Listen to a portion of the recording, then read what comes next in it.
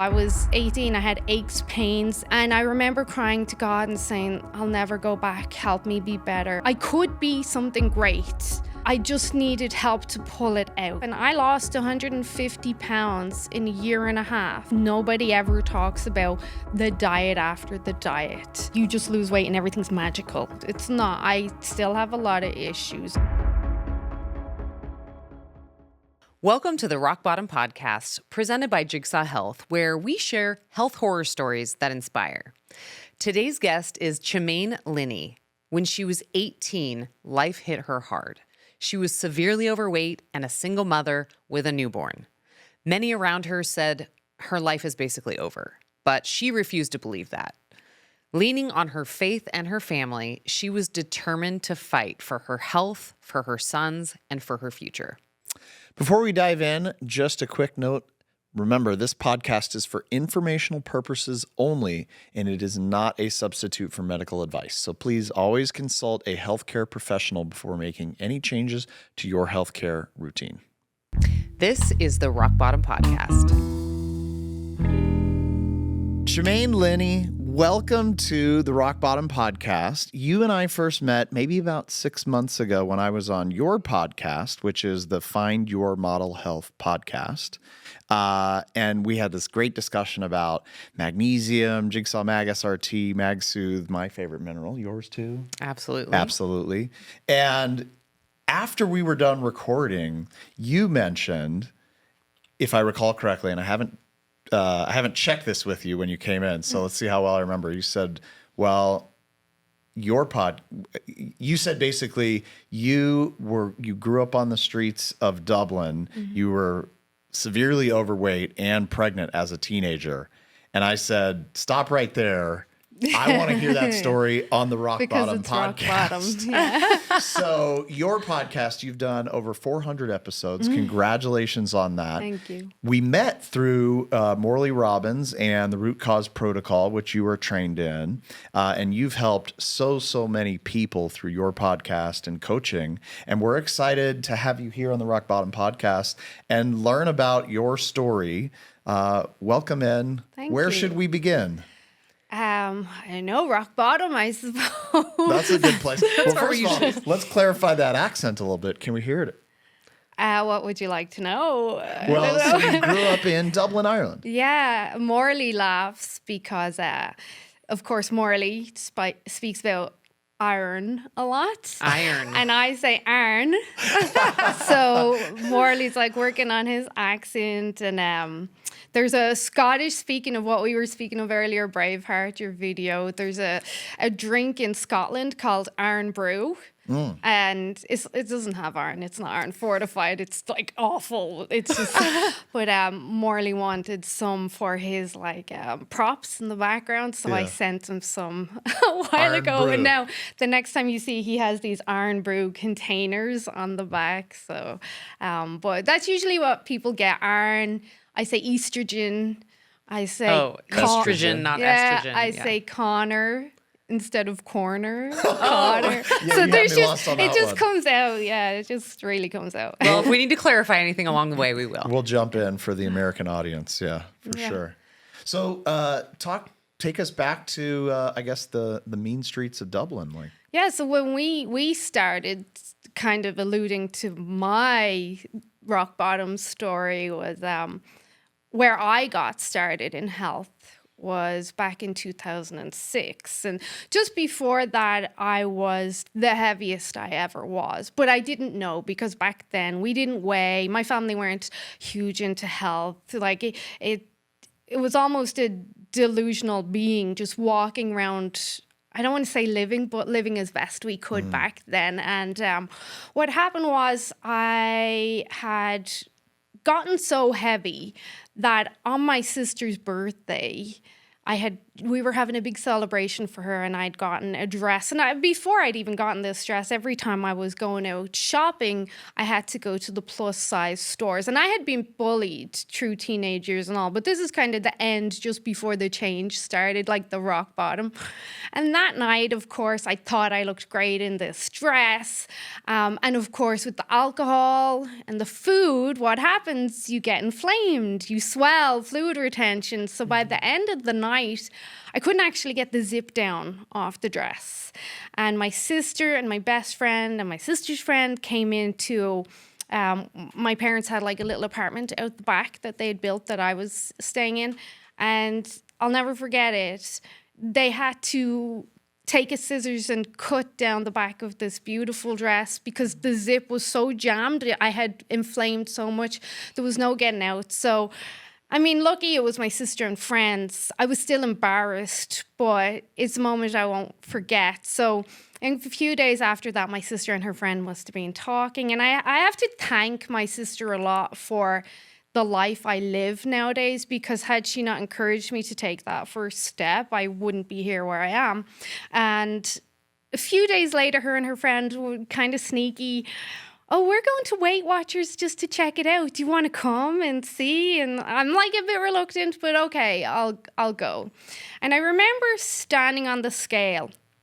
And at this stage, I just had no idea of like health, weight, that sort of things. Again, you're just living.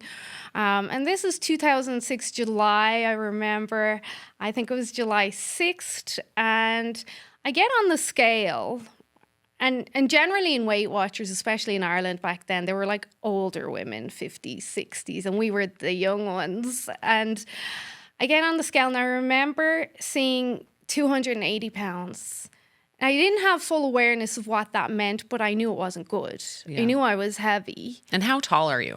I'm 5'5". Yeah. So not actually as tall as I would like to be, but to carry that weight well, right. I was small and round, and like I looked big. I have pictures I can share. Like I looked big. Everything looked really big, and I would only wear, as we call them, tracksuits in Ireland, but sweatpants, hoodies, anything I could cover it up or, pull everything down. But I sat there, and I remember at the back of the class, and I had my head down for most.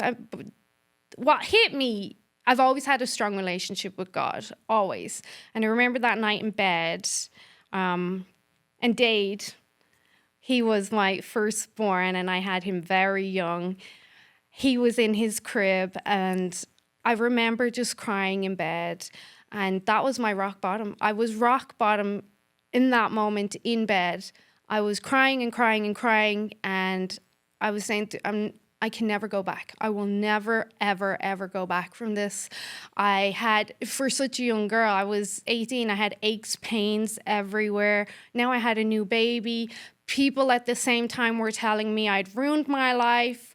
One common name I got called a lot was Fat Girl. The Smiths used to have a song called, in it, there was the sentence Fat Girl, and certain people would sing that at me. And I was rock bottom. I was like, I had no future. I was a single mom. People were telling me I'd ruined my life. I'd never amount to anything. I was a loser.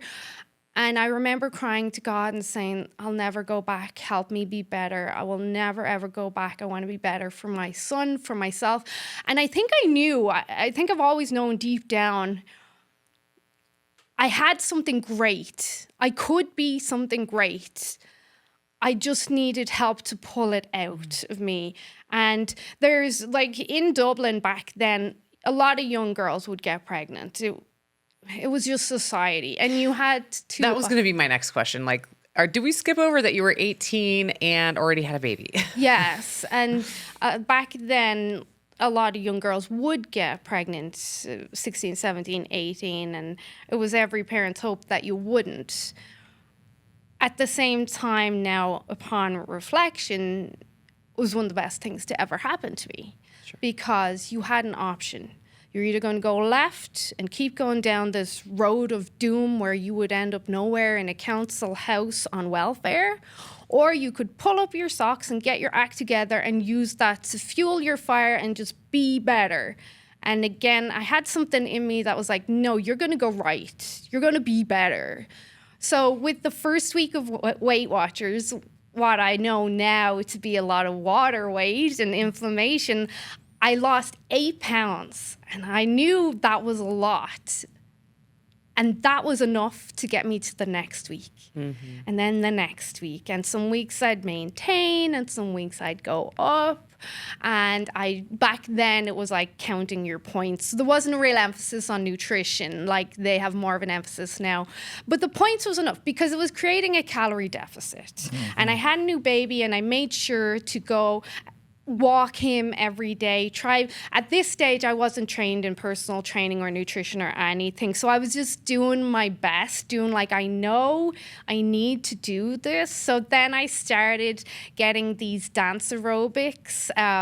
So Ministry of Sound was a big like dance system in Europe, and they made these dance aerobic DVD. I still, to this day, have those DVDs with me in Canada, and I still do them every once in a while. Oh, I bet it's so nostalgic whenever you do it. They're my origin story. They're part of me. But when he would nap, I would do them 20, 30 minutes. And it was mostly just cardio, but it was enough to get the calorie expenditure. And then I'd go for a while. And then I started like feeling really good, and the weight came off, and I lost 150 pounds in a year and a half. Wow. By March 2008, I had hit my goal weight. And the funny thing is, people say money, being slim, all this won't make you happy. It does to an extent. I built a lot of confidence. And as we say, like going to the gym builds character. It helped me build character, self-confidence, but it also helped me trust myself, what I can and can't do in difficult circumstances, what I could and couldn't control, events, blah, blah, blah. As I was going on, I learned, like, I think I'm pretty good at this. I think I have a knack for it, because people at Weight Watchers, they were inspired by me. They asked me to speak. They featured me in their magazine. I'm like, maybe there's something here. So I had already gone to university to study science and biology. But then the next step was veering me into the health world. So then I went and I got certified in like step and dance aerobics and all that. And this would have been after you had lost weight. That was so after, yeah. You mentioned 150 pounds over a year and a half, Yeah. which is about 8 to 10 pounds a month. Oh, which is yeah. sort of a It was really consistent. healthy, Yeah. consistent way to do it. I think maybe address how, when you have gotten to a certain weight, and you've got to bring it down, you sort of want it all to happen like today, right now. But that's just not the best, safest, healthiest way to do it, right? Like slow and steady wins the race. Is that kind of the mantra? Absolutely. And it keeps it off. Like I've kept it off ever since. And I think part of it, though, was upon reflection now, I was not educated. So I didn't know any better in a sense. You should lose it at this speed or that. I was like, 1 week at a time. I just kept believing in myself 1 week at a time. Every Tuesday I'd go to the Weight Watchers meeting, and they would do their weigh-in, and I would have a treat after that. Not so much to reward, but just as a reset. And then I would go again, and at every 50 pounds they would give you like a stone and a certificate. So that further motivate. I think as well, having people to celebrate me helped me keep going. In community, right? Yeah. Of other people encouraging each other, encouraging you encouraging them. I think I have to give my Weight Watchers leader, Mary O'Brien, the most Irish name you'll ever come across, a shout out. She texted me, she checked in, she'd send me recipes. We'd meet for coffee. She was so supportive, and I modeled a lot of what I do with my groups and clients after that. Is she checked in every day. She was always in my corner. She was always saying she's so proud of me. And even when I didn't have full support from parts of my family, she was there. She was all like your the sponsor. time. just, yeah, but like so hands-on. And even at this stage now, I'm really hands-on. And some people say, Chemaine, I don't need you checking in as much anymore. I'm like, but it's important. Yeah. It's important. Yeah. But she was huge. My dad always had faith in me. My sister wanted to see me successful. So I did have support, and that kept me going. But just having people in your corner cheering you on is so important. Like it helps with your consistency. And As human beings, we need that. That's We- why community is so important. yeah, there's Ash, yeah. did you notice we got a couple of Connors there? Yeah. Connors equals corners. Yeah, for the American audience. I do have a question in terms of when you started Weight Watchers and you were like, all right, I'm going to make some changes in my diet. Tell us what your diet consisted of or looked like back then versus now that you know before. so much more about nutrition, what it looks like today. Yeah, meaning what was the diet before you started Weight Watchers? Oh, right. When you started Weight Watchers, like I'm guessing. Well, I'd you like to know the before you Okay, started maybe Weight all of Watchers, like the how above. you It led was up to really there. bad before. And you got to 280 pounds. At my small size. Yeah. It was a case of not being educated. We sometimes would have takeout or we call it takeaway in Ireland, but we'd have takeout Takeout like here, yeah. twice a day sometimes if my mom didn't want to cook. And I Was don't that like fast food takeout? it would that be we Chinese, Okay. pizza. In Ireland, we do a lot of like fish and chips, all deep fried, Yeah, of deep course. fried, right. Like we would call it, you want takeaway. Yeah. And that would be whatever you fancy. And again, it's a case of not being educated. Nothing against my mom or my parents. They didn't know either. And we don't know what we don't know. And What was your weight of your parents? well, they were average. Okay. My dad And they were eating the same thing. Well, my dad owned his own business in construction. So he's a lot of manual labor, very muscular build. And he also lifted weights, which kind of is part of my story as well. So I always saw my dad working out. So he was burning the calories. My mom, not so healthy, but again, you don't know what you don't know. But But was she overweight? yes, but not as overweight as me. Okay. So And then you mentioned you had a sister. Was that older or younger? younger sister, and she was not overweight. So there was definitely something going on with me. There was an aspect.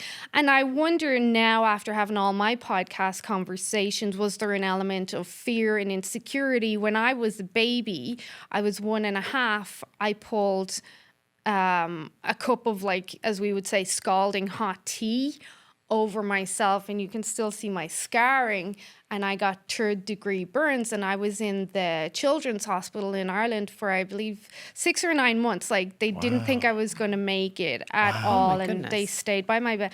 And I think from speaking to Kitty Martone, like, we were discussing from early birth and childhood, these things that cause us to feel unsafe and almost at death's door. And I think I was using food for safety, not so much comfort, but safety then. I definitely know I'm a high adrenaline person, and I think part of it is from having that happen at such a young age, clearly overstimulated my central nervous system. So I think there's something there that element influenced my eating habits as well. But one thing I did is so embarrassing, but it's also funny at the same Well, listen If up, you can folks. laugh at This is this is going to be one of the best parts of the show when someone leads off with something very embarrassing about me. But I used to, like, when you hear this, you'd be like, yeah, now it makes sense. I used to get a pizza. I don't know if you call them delicioso or something here. We'd call them Goodfellas pizzas, the ones you stick in the oven at home, and they're like deep dish and they're like 18-inch. So I would get that pizza and I would butter it with mayonnaise, like the whole thing, like a layer of mayonnaise. And I would eat the whole thing except the crust. I don't like the crust. But I would eat the whole thing. And I would do that a few times a week. And now upon reflection, I'm like, yeah, it makes sense kind of how it all happened. I think my shock factor is more like really do not care for mayonnaise. So I'm just imagining like a mayonnaise all over a pizza. But yeah, that's wild. Yeah, but not like a personal. It was a big Yeah. pizza. And then there was other things. There was like the And then toast and cheese and stuff like that. The mayonnaise, I assume, was that an olive oil based mayonnaise or probably not? It was Probably I not. mean, a maybe back hydrogenated oil. then it could have been, but it was a Probably lot not. either I mean, way. that, like the food supply really started to become a lot more processed starting in the 1980s here in America when big tobacco started buying up some of the largest food companies. We actually address that in our documentary, the Breaking Big Food documentary that's out right now. And you can kind of see like the proliferation of processed foods because it lasts longer, it's more shelf stable, but hydrogenated oils being used.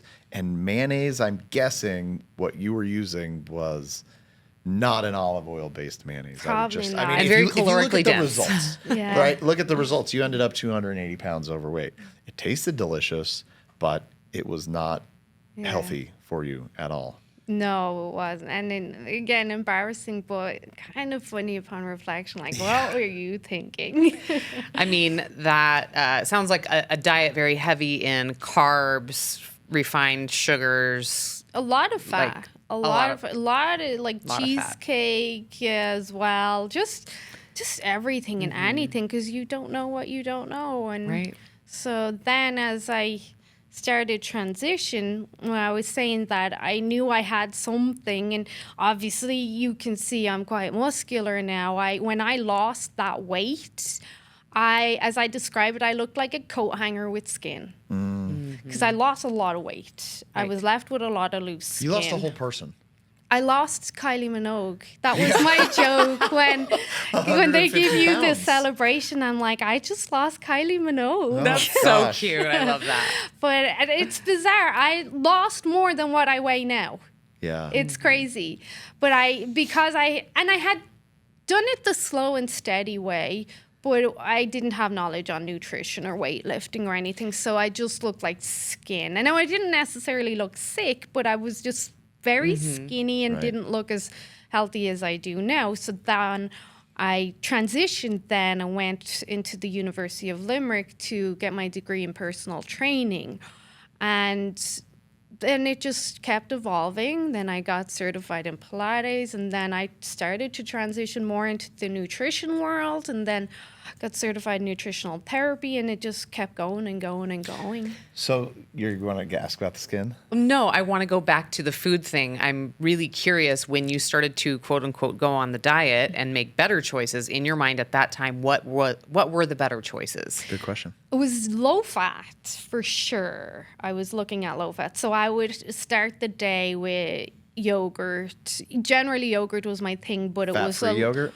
It was a lower fat yogurt, but it Because- also would have a sweetener of some sort in it or a fruit. Because Yeah. Weight Watchers it was really tough on fat back then.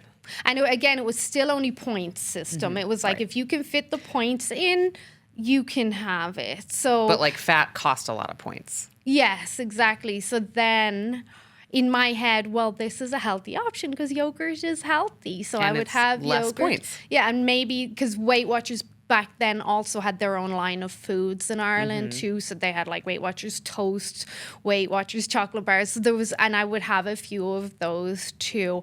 I was definitely calorie restricted for sure. If I was to put it upon reflection now, maybe 900, 1,000 calories a day. Oh, wow. So I was definitely calorie restricted. Yes. But I tried my best to choose good foods. And they did encourage like fruit and vegetables. I did a lot of soups. I remember I did a lot of soups because I still had a young kid and I was going to college as well. And I was working part-time as well for a phone company. So I had a lot going on. But I did a lot of stir fries, and I say that because I have two sons now, and Dade will eat anything I put in front of him. Always has since he was small. Will eat anything. So I did a lot of stir fries. So he's accustomed to that. My newest child is 13 now. Absolute pain to get food into him. Absolute, because then with his father, it wasn't like he stayed solely grew up with me for a long time. And then when I met my husband and we had our second baby, then there's this external influence. So my eating habits, which again shows that we lead by example, our kids watch everything we do. He would eat anything. Like, there's a running joke that I won't get into here, but you'll take him to a restaurant and he will find something, whereas the other one is like, do you have burger and chips kind of thing? So I'm like sneaking in chlorophyll and spirulina. I'm just like sneak it in where I can. But again, I wasn't as healthy with nutrition as I am now, but I was trying my best. Yeah. And a lot of that spilled over into then my children's eating habits, which is so important. For the year and a half, it was major calorie restriction and healthy movement. Yes. And I would say, sounds like mindset. And so much mindset. The community of like, I can do this, I can keep going, 8 pounds a month. I guess, what would your feeling be on eating fat now? I think 20 years ago, Weight Watchers, the idea of, eating fat makes you fat. Obviously it does, right? And, here we are 20 years later, I think. It can, I guess, healthy fats, olive oils, red meats, those things are like super in vogue. That's essentially a big part of our diet. How do you feel about eating healthy fats now? Yeah, so back then, the Weight Watchers didn't victimize fat so much verbally as you were just told to stay away from. So again, I wasn't educated. I didn't have so much of an opinion on fat because I didn't know any better, but I know that the way I was eating before Weight Watchers was very high in fat, and obviously not what we would consider the good fats. Yeah. And the combination as well of being depressed because I was so unhappy in myself, lack of exercise, just it was a combination of everything. Now, fat is very important in the sense of balance. So we need all the macronutrients. You need fat to make cholesterol. You need cholesterol to make hormones. You need hormones to support thyroid, brain health, the whole lot. Like, fat is essential. But at the same time, I think there's also been a miscommunication somewhere with the average person who, unlike us, they're not trained now in nutrition. They don't fully understand it. That if you have someone that is leading a sedentary lifestyle and they are prioritizing Netflix over a walk in the evening, and they're eating like a quarter cup of grass-fed butter with their dinner, and they can't understand why they're not losing weight, there's still the consideration around calories there, especially if you're not compensating or burning off the extra calories with an evening walk. And I think there's confusion, and I see this a lot because a lot of my work now is around hormones, perimenopause, and perimenopause weight gain and all that. And we see a lot of women, you need to eat more, you need to eat more, you can't be starving yourself.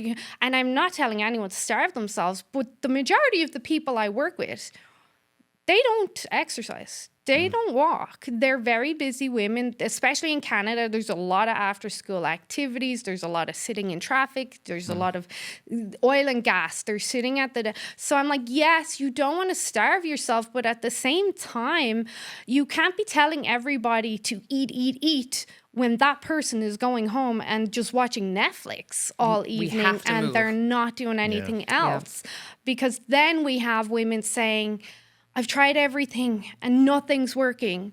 You haven't tried everything. You just don't fully understand how everything works. And I think as much as we all have good intentions, like ourselves, other health practitioners, we want to help people, we can't just be throwing around these broad statements to everyone. And then women are saying, well, I just keep gaining weight all the time. And I'm doing what you tell me, but I'm gaining weight. We still have to recognize calories is a part of this whole equation, even though people are adamant calories don't matter, but they do. This is biochemistry. This is physiology. Of course they do. Mm-hmm. Yeah. The type of calorie matter and also the amount. And none of it is a one-size-fits-all approach. Everybody's different. Everybody metabolizes differently. And you just have to figure out what works best for you, what makes your body feel best. But the thing that is broad, right? That covers every single human being is that we need to move. We need to move. For sure. Yeah, for everything from metabolic systems, hormones. I would argue, because Patrick, you mentioned the mindset, and I've been obviously doing this a long time, a lot of experience. What kept me going was my mindset all the time. I really, no matter what you do in life, I say, if you want to build a business, have a successful marriage, be fit, be healthy, no matter what it is, if you do not have your mind, you're not going to get very far. It all starts with the mind. It doesn't start with nutrition or fitness. You have to have that self-talk. And sometimes that self-talk has to be really hard. Sometimes you do have to be hard on yourself, because I say this a lot, that wrapping people in cotton wool that we've done over the last 10 or 20 years has not gotten us any better. It's not gotten us any further. That whole, okay, let's start again tomorrow. And of course we want to start again tomorrow, but constantly excusing people, and especially in my instances where people are paying me to help them. It's not my job to excuse. It's my job to get you to your best and get you results. And wrapping you in cotton wool and saying, oh, it's okay every day, is not doing you any justice whatsoever. So sometimes we do, just like we would be on our kids. Tough we love. have to be and obviously we have a grace doing it and we're not making ourselves cry, but there's an element that society has become so soft. And what is the saying? Like, strong men build easy times. Yeah. Easy times build make weak for men. weak men. Yeah. Weak men make for hard times. Exactly. And Yeah, we've it's the become cycle. so soft. We might not have nailed that perfectly. So don't note to quote the editor, us. if we got it wrong, please insert the correct note here for the audience. Well, to you can read see that. we're paying a price by being so soft. Yeah. Like us three healthy people, we're the minority. Like people like me that keep a lot of weight off in a long period of time. There is the American Weight Loss Registry, and what they would consider successful long-term weight loss is if you keep the weight off 4 to 5 years. If you gain the weight back, you are still considered being successful. In my opinion, you want to keep the weight off forever. Yeah. So for someone to lose a massive amount of weight and keep it off for the rest of their life, they're unicorns. Like, they're 1 in a million, because it's a lot of work to keep it off. Did you ever see that show, The Biggest Loser? I did. Do you have any opinions on that? I feel bad for the people Tell me after more. it, because then they regained all the weight It plus seems more. like that's the common theme, and right? they ended up, like, my heart aches for them, because I know what it feels like. I've seen them do interviews and they're crying and they've lost all hope. They've essentially had their spirits broken, because they approached it wrong. These people were used for TV, for ratings. That's sinful. And sort of speed fat loss, weight yeah, loss. and it, like, we not watched lifestyle change, permanent. Yeah. We watched it for entertainment. Yeah. And they felt so good. They were getting fame. They were getting results. But it was done wrong, and nobody told them what would happen next. What's the diet after the diet? Right. Nobody told them, well, look, we might be getting the ratings. We're going to pay you this much, but we're not going to tell you the damage we're doing right now. And they did that, and my heart really aches for these people, because it's just, if you've ever seen the interviews, the Post program, they're just heartbroken. They're so sad. And I've been there. So as I say on my podcast, it's a feeling that unless you've been to that place where you look at yourself, you cry and you pull, you're fat and you don't want to leave your house, and like, you just hate your life. There's no light at the end of the tunnel.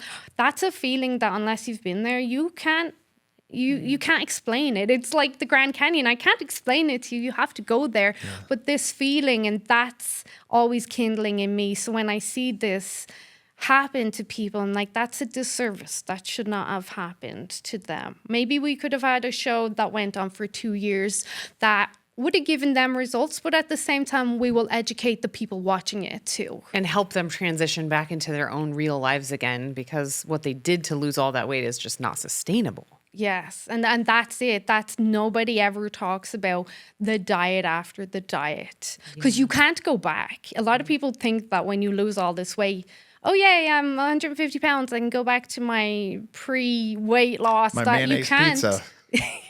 I'm not even tempted anymore. But nobody tells people you can't go back. You have to be a different person now. You're a different lifestyle. One of our first guests on the Rock Bottom podcast was Leah Hope, aptly named Leah Hope Health. She has, I think, a million followers at least on Instagram and on other channels. But she lost a Kylie Minogue. I think she lost about 180 pounds, if I recall correctly. Maybe now even over 200. Yeah, but and we met her about a year ago and featured her in our documentary, the Breaking Big Food documentary. And her story sounds, there's a lot of similar elements to what she talks about that you've said here today about it's really a lifestyle and a mindset and I'm just going to do it slowly and I'm just going to keep going. And she has done a really good job of inspiring a lot of people in her journey. And I would say that compared to The Biggest Loser, she did it the right way. It sounds like you have done it the right way. One of the things that Leah talked about and has gone through recently is she's done some surgeries to remove some of the skin. I'm curious. Let's go back to the skin. What did you do? Well, I haven't done anything apart from, as cliche as it sounds, optimize my nutrition. I did a lot of research into how can I almost help things bounce back, because being Irish, we don't have the best skin either, and the majority of Irish people have low thyroid function, and I have hypothyroid, so therefore my healing regeneration not as optimal as it should be. So I really put a lot of emphasis, and Joel Green, like I mentioned at the start before we were recording, helped me understand a lot more about cellular regeneration and repair and stuff. So my skin now, and I'm always happy to show it to people, it's a lot better than it was, 10 times. People are like, that's nothing. I mean, it looks normal to me. Yeah, I was going to say, I mean, here you are for the listeners that aren't watching on TV. You're wearing a crop top. Your arms are showing. They have beautiful freckles, just like the Irish. I'm Irish, background descent. Patrick Sullivan, hello. So I got plenty of freckles all over me. But yeah, you would not have ever noticed that. I have a bit. I've spent a lot of... I would imagine it seemed like there was a lot of then... weightlifting and in the gym and stuff like that. Is that where you were going? I spent a lot of time because I train really hard, and the city that I live in, I'm pretty well known, and I can look pretty angry when I'm training, but that's just an Irish thing.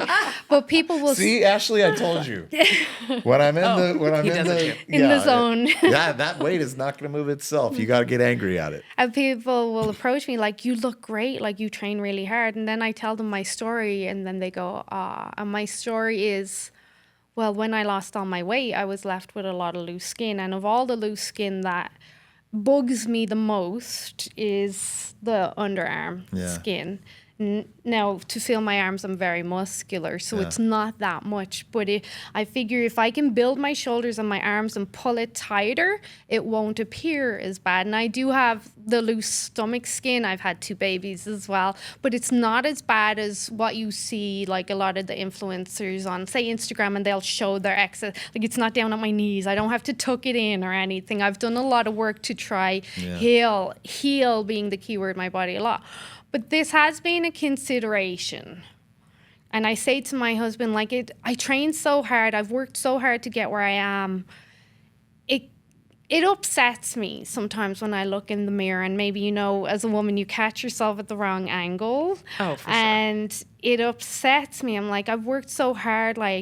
Do you think I should look into getting just this cut off? And I'm sure, if I'm going in, I'd get a bit of the tummy done as well. So I know. But at the same time, I'm this is a catch-22 for me. So if I do get the surgery, or did get it, recovery is approximately 12 weeks. And a position like this, there's no chest press. There's no shoulder exercises at all. So then what happens? Do I go catabolic? Do I then start to comfort eat because my mental health starts getting messed because I can't do my normal workouts? Do then I regain the weight that I initially lost?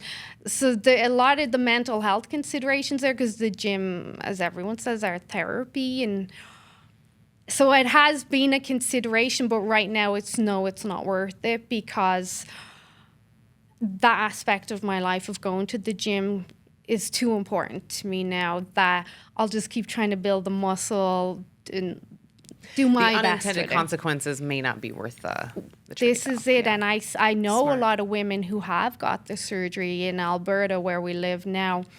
If you lose a certain amount of weight, the government will cover it then to have the skin removed. And I know women who've done it and they gained all the weight back Really? after doing that. I know women that have gone to Mexico and paid $30,000 for liposuction and surgery, gained the weight back. They hire me. I help them lose 35 pounds for like 1% of what they paid, and then they keep it off forever. It's society, it's the quick fix, it's the magic pill stuff. But I'm not saying surgery is completely off the table. I'm still pretty young, so maybe in the future. But right now, as I keep saying to myself, I'm just going to keep trying my best. I'll just keep trying to like level it out myself as much as I can. And yeah. Well, look at all the progress you've made. I mean, building that muscle has made a huge difference. And from how you were describing what you looked like after you lost all the weight with the hanging skin, like It literally isn't looked like there. that, yeah. Like I would Yeah. never look at you and think that you had any hanging skin at all. You just look like you work out to me. Yeah. Of course, we all look different to ourselves in the mirror, like you said. So it's a very personal thing, and It's quite the journey. I don't want to come across like you just lose weight and everything's magical, all your dreams. It's not. I still have a lot of issues. Have hypothyroid, poor circulation runs in my family. I have a lot of stretch marks. I have varicose veins. I have tread veins. I have to be very conscious of what I do. I body brush my legs every day to help with the blood flow. What's body brush? like lymphatic brushing. Yeah. Okay. Okay. I'll do inversion. I am very conscious of not just like my nutrition and exercise, of everything, because I'm still young. If I have this many issues now as remnants from being that overweight, I can't let them get worse. I have to stay on top of them now. And my legs have definitely been a weak point. So I've had to like really, I give them a lot of TLC and pay attention. And you to- say they've been a weak point because of like the veins mainly. Yeah, fluid retention, inflammation. I don't get fluid retention anymore. I don't get plantar fasciitis. Like I'm on my game, but I've noticed over the last year or so more varicose veins popping up, more spider veins. My cellulite has much improved. I think the body brushing helps a lot with that, to be honest. And you do that every day? Pretty much every morning I allocate 10 minutes, like part of my morning routine. I've got it down to a fine art, but you can't just get to the end goal and then just, again, think everything's magical. Then it's on You cruise control. have to stay on top of it. And people often say, and I know you'll agree, like, there's just so much to, there is a lot to do. And this is just the nature of the beast, as they say. It's maintenance on your vehicle, the most important vehicle that you're not going to get another one. You don't get to trade it in. So we have to do the maintenance, or else we end up in the body shop, so to speak. Yeah, and some people, it's a little harder than others, but this is a choice you have to make. It every day is a choice. Like here, when we travel, the first thing we do, off the plane, straight to Whole Foods. Always. Yeah. Oh, I'm like Get a your snacks. crazy person. I have like my 4-sigmatic mushroom coffee. I have all my different teas. I have molecular hydrogen with me. So I pack what I can pack. And then Whole Foods is like, okay, let's get some berries, organic apples, jerky, like get the other stuff. And you have to be on your game. You really do. It's a choice. It really is a choice on how you want to live. And really, it's about being prepared, especially when traveling and going places where you really can't necessarily control the food situation, because by the time you get hangry, all your good decisions are out the window. So if you pregame and go get your basics, your bare essentials, your jerky, your fresh fruits and whatever, then you can like at least kind of have that as your foundation. And, you know, you do your best. You're going out to eat. It's not going to be perfect, but at least you have those items. I think if with my clients, I teach them like a morning and evening routine as well. And I think if you can stick to that, even on traveling, and it's not hard, and I've got like molecular hydrogen, then my green tea, then my coffee, always dark chocolate. And I have my routine, and I'm starting off my day strong. Even yesterday, I stopped eating at 3. I was just tired because we drove down from Vegas and we stopped at Flagstaff. It was like 6 hours of driving, and it's exhausting driving. And then I let my husband drive down here yesterday, and I just snapped in the car, and we got back here. They went and got dinner. I was like, no, I don't want anything. Like, it wasn't a case of FOMO or I couldn't have. I was like, I don't actually want anything. I don't. Yeah. So I found the gym, did the treadmill, did some like calisthenics, but I didn't want it. And that's something I've been speaking about with my clients a lot lately, is all these holidays and vacations and events and special days. They're not just about the food. They're about the laughter and the social aspect and the experience and the adventures. It doesn't have to be just about the food all the time. Right. So, and I think that's, I had mentioned to Wade Lightheart on Bioptimizers when I appeared on their podcast. Like, I think one of the strongest points that came across is we as humans have forgotten how to live, like properly live. Go have fun, dance in the rain, sing, like laugh. Just, we make everything about food. Christmas is about food. Vacations is about, I think we've become over-obsessed because we over-obsess over what's healthy, what's not healthy. But what about the in-between? What about walking in the grass barefoot? What about swimming with dolphins? Like, just being with your family. And like in the airport, my husband tried to go under the, like, you know, the barriers they have, those elastic things, and it got caught and hit him in the head. In front, we were going through like TSA, so there's like loads of people, hit him in the head. Me and my sons are like cracking up laughing, and it's just stuff like that. Like, and we're very humorous because Irish people, we joke a lot, but we just laugh and joke, and I think we've forgotten that. It's not all about the food. It's about the camaraderie, and like you said, we're social animals. It's like, at what stage did we think living was ordering pizza and watching Netflix? Like, yeah. And on your note on the just laughing and having fun, I think that with the world of social media at our fingertips, and we're on it for so many hours of the day, most of us. And when you open that, what are you seeing? You're seeing someone talking about how you need to do something better. Or what's better, or what's bad, or what's different. And you're constantly overstimulated on what do I need to be doing to be better, or it's fear mongering, and it like keeps your mind completely preoccupied with these things, where it makes it hard just to let go and relax and like go walk in the, you know, go on a nice walk, or just like play games, play a board game, or, you know,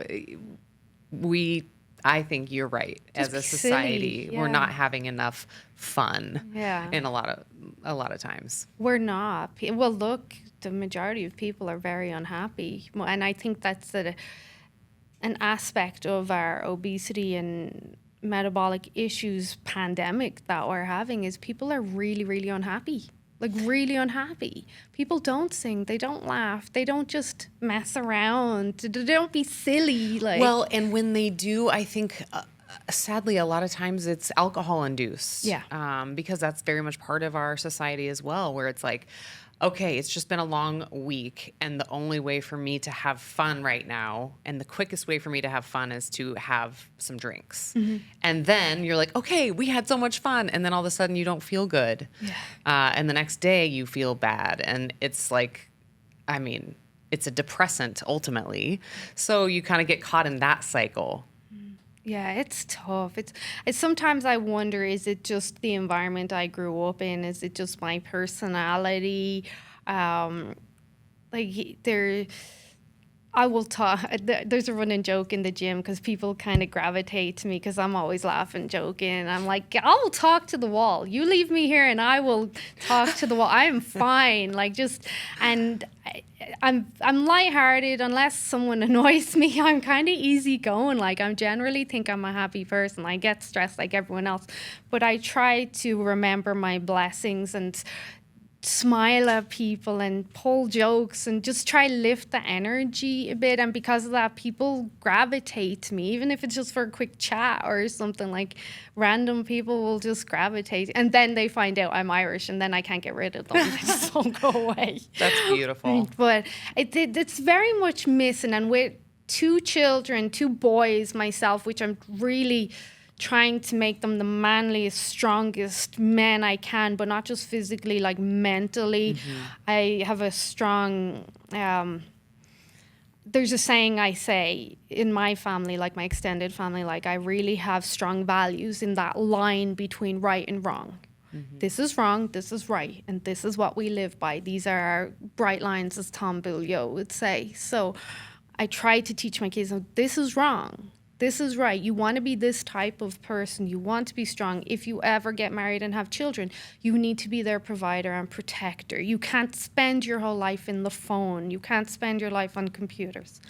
There's a lot to be said for having a person of strength and light and direction in your life. And my dad was always that for me, and my granny was that for him. And now I try to be that for my family. And if I can help in public, I will. I'll smile at people. I just will make random comments and just those little glimmers of light for people to see there's more out there than just what we see on the phone.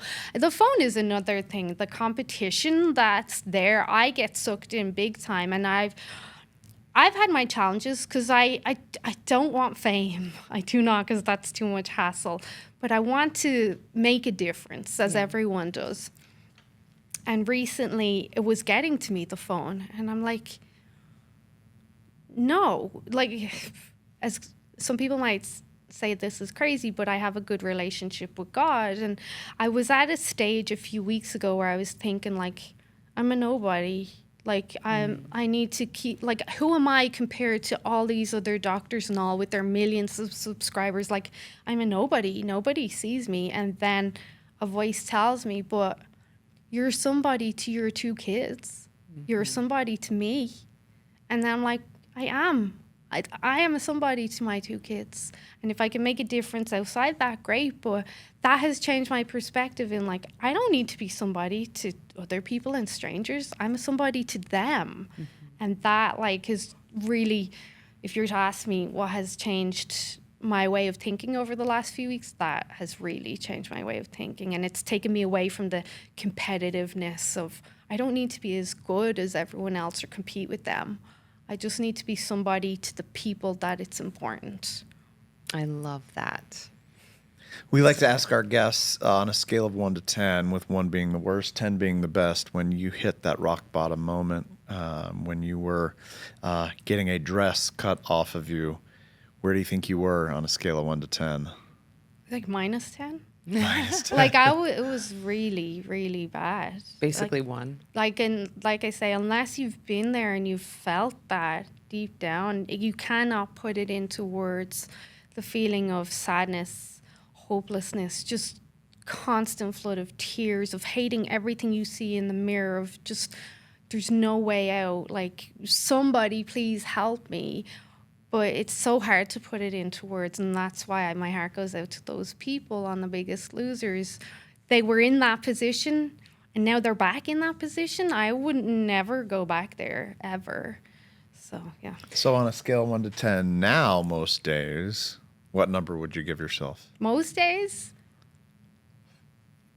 Probably like 12, if I'm honest. Okay. She breaks the scale, babe. In a good way. I can always be better, but like, I feel pretty good most days. I have my hormones. I get tired. I have kids. So it's fine. Like, I have my moments, but if I stop and I'm like putting things into perspective, like, I'm a million times luckier than most people. I have a roof over my head. I have good food.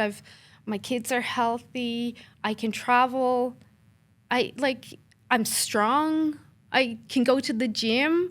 These might not be like what the Kardashians think is amazing, but I do. I can go to the gym when I want. I sleep great. I can have a hot Epsom salt bath when I feel like it. Like these things, I can, as I say to God, I can never express how much gratitude I have for where I am now because I have been to rock bottom and I know what that's like. And now everything is just on the up and up.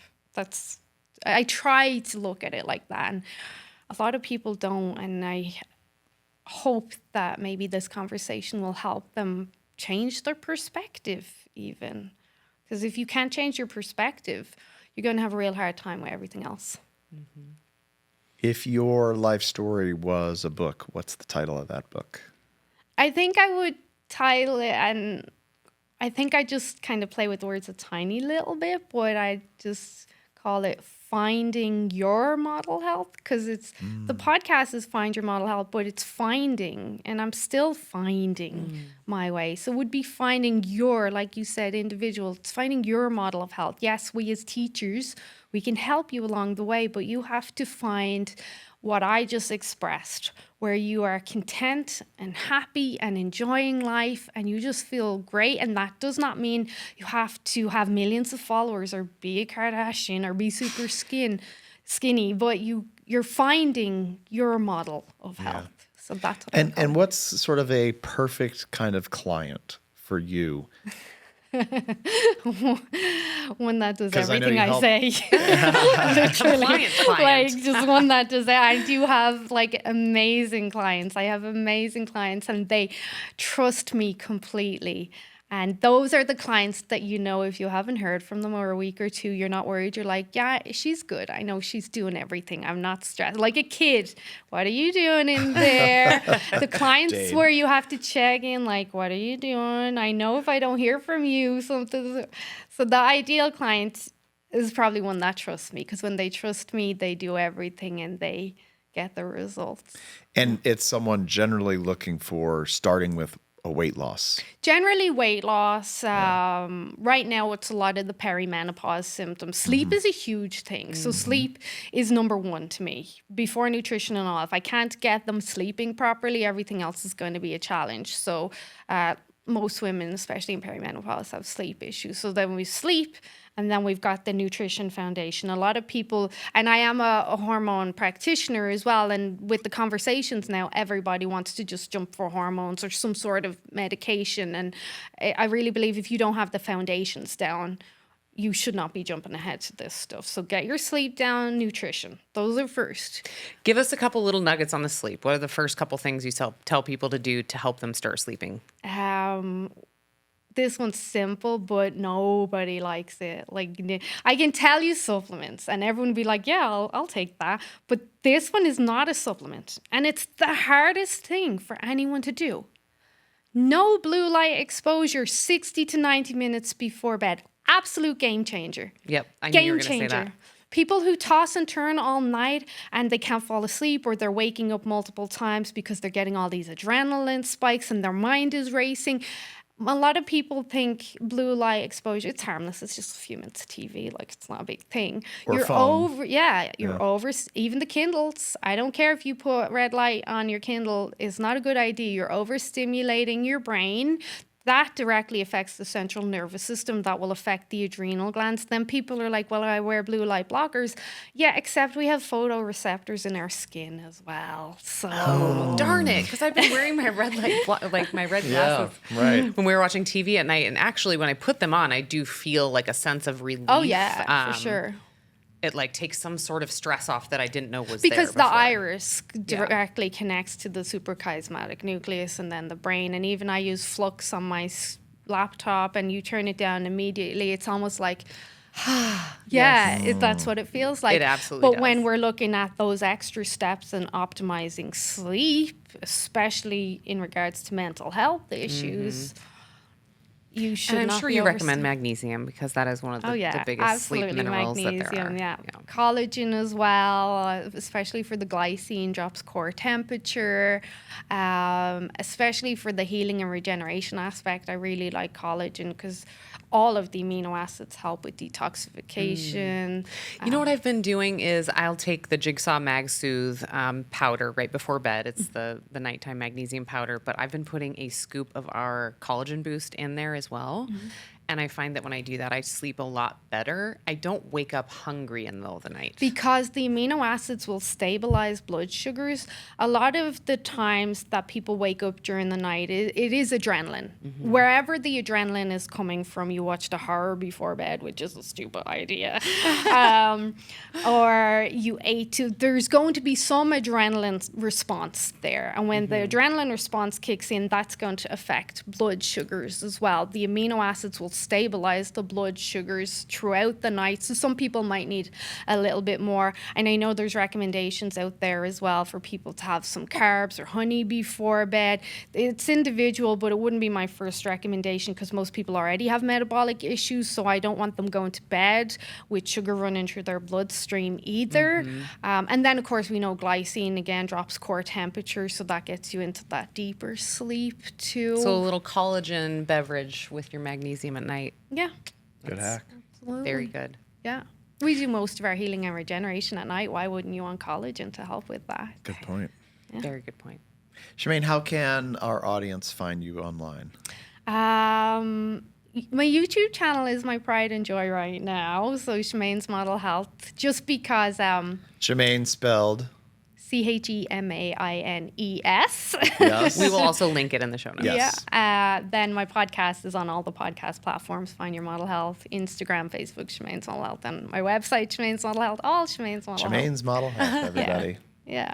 This has been a super fun conversation. Thank you so much. And I can't wait to start following you and learn more nuggets from you along the way. Thank you you for all that you do to inspire other people to be better and for sharing your story. I know that there are multiple people that are going to get a lot of good out of this episode. Just like everybody else, all I'm doing is trying my best. That's all I'm doing. Every day, just trying my best. So thank you for having me. I'll see you around the corner. Perfect ending. And cut. That's perfect.